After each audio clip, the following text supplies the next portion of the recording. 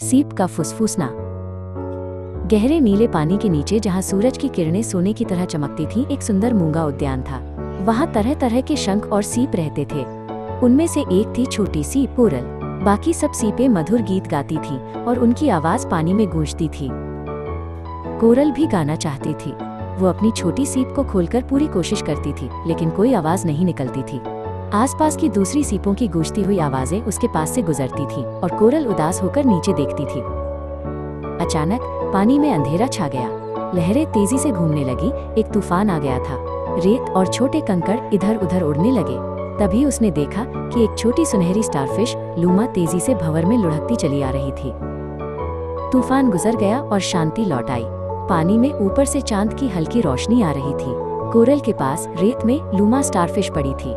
Luma के चेहरे पर डर था और उसकी आंखों में आंसू थे। वो खो गई थी। कोरल ने उसे सहानुभूति से देखा। कोरल ने उसे दिलासा देने की कोशिश की, लेकिन उसके पास शब्द नहीं थे। तब कोरल ने अपनी आवाज की बजाय अपने भीतर कुछ महसूस किया। अपनी इच्छा शक्ति से उसकी छोटी गुलाबी सीप धीरे धीरे अंदर से एक नरम गर्म प्रकाश से चमकने लगी।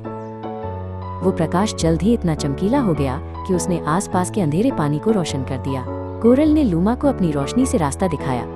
वो अपनी छोटी सीप के प्रकाश को एक गाइड लैम्प की तरह इस्तेमाल करके लूमा को घर की ओर ले जाने लगी। कुछ ही देर में वे एक बड़े मेहराबदार मूंगे के पास पहुंचे। वहां लूमा का परिवार इंतजार कर रहा था।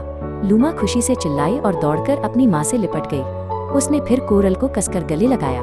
मरीन कछुआ और बबल्स जेलीफिश पास में ही मुस्कुरा रहे थे। लूमा सुरक्षित थी। ये देखकर पूरे समुद्र ने जश्न मनाया।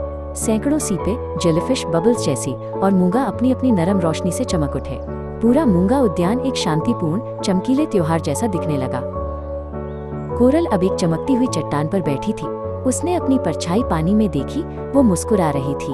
उसने अपनी आवाज खो दी थी, लेकिन उसने अपने दिल की रोशनी पाली थी, जो शब्दों से कहीं ज्यादा तेज और ज्यादा सच्ची थी।